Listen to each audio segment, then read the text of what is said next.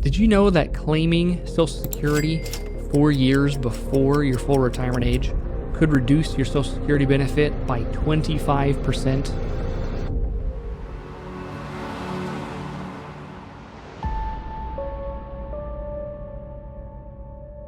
For a person whose full retirement benefit is $2,000 a month, that's $500 a month that you're potentially leaving on the table. $6,000 a year. What? And those dollars add up. With a reduced lifetime benefit, you can really miss out on a lot. My name is Michael Carlson. I'm a certified financial planner with Carlson Wealth Advisors. You can find out more information about me and our firm by clicking on the link below this video. Now, last week's video, we talked about 5 common mistakes that people make when preparing for retirement. And I want to dive, as promised, a little bit deeper into one of those topics today. The big question around Social Security is always, when should I claim it?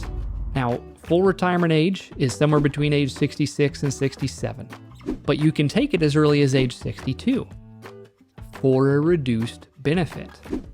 Alternatively, you can delay until age 70 and get an even greater benefit. With all those options there, it can be hard to decide, certainly. Everybody's situation is different. Let's look at some things that you're going to want to consider when deciding what time and what age is the best for you. Short answer here, for just about everybody, is going to be to delay your benefit as long as you can. Why is that? Each year that you delay taking your Social Security benefit, your benefit is going to get a bump. It's going to get an increase. Even after your full retirement age, let's say your full retirement age is 67. Every year that you delay taking benefits, you get an 8% raise. That's an 8% guaranteed return, essentially, on your Social Security benefit. It is really hard to find any investment out there that's going to give you a guaranteed 8% return. I would almost warn you that if somebody is guaranteeing that, you should probably turn and run.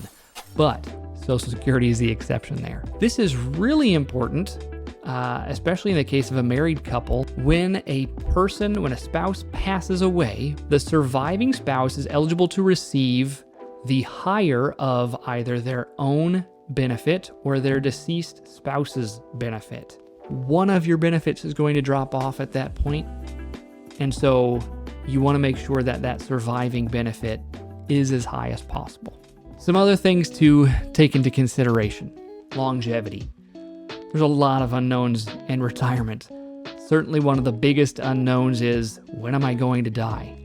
Most people don't have that answer right in front of them. If you're a person who deals with a lot of health issues, you might be tempted to take an earlier benefit. Sure, it's a smaller amount, but you might be thinking to yourself, hey, I don't know if I'm going to live into my 70s. I don't know if I'm going to live into my 80s. So let's take the money now while I can and do the most with it. And if you do end up living into your 80s or later, and you took that reduced benefit, well, now not only are you dealing with whatever health issues you have, but you're having to do so on a reduced income. So again, if you can afford to delay as much as you can. If you're in a situation where you can't work and you can't keep the lights on without a Social Security benefit, by all means, file for Social Security benefits. That's what it's there for. Now let's throw out a hypothetical. Let's say that you are getting close to that full retirement age, not quite there yet, getting sick of your job, don't know how much longer you can do it, and so you've got that option to just say, you know what, I can get a Social Security benefit, it's reduced, but whatever, I'm just going to leave my job, take a reduced benefit, and I'll be fine.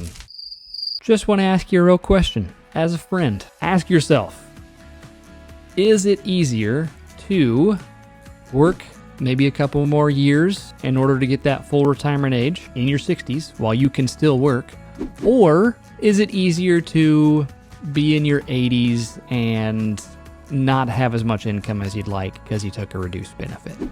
I know most people get to a certain point and they're just kind of ready to be done. But I've also seen the effects of taking a smaller benefit and what that looks like for people. Just a number of issues that arise from that. Now, if you are still working, not quite there to full retirement age, and you're thinking, hey, I'm going to go ahead and claim an early Social Security benefit just to get some extra dollars. Maybe I'll cut down to 3/4 time instead of full time. I want you to be really careful in this situation. If you're not to full retirement age yet, and you claim Social Security, every dollar that you earn above $22,320 will directly reduce your Social Security benefit. Okay? Those are 2024 numbers. That number goes up a little bit each year, but for most people, it's not a very high threshold. So if you're just working part-time and making less than $20,000 a year and you're taking Social Security before full retirement age, not going to harm you. However, if you are above that threshold, they're going to cut your Social Security benefit. So just one last thing to consider. Now, these are just a few things to consider, but pretty important things to think about when making that decision for yourself. I've said it before, I'll say it again a million times. Everybody's situation is different, but think long and hard before claiming your Social Security benefit, especially before claiming it earlier than your full retirement age. Keep in mind, you could be leaving thousands of dollars on the table, and we want to make sure you've got the best retirement you can. And leaving money on the table generally isn't the way to do that. Again, my name is Michael Carlson, Certified Financial Planner with Carlson Wealth Advisors. I hope this was helpful to you. If you've got any other questions about it or any other financial planning topics, please reach out. Love to chat with you. And have a great day.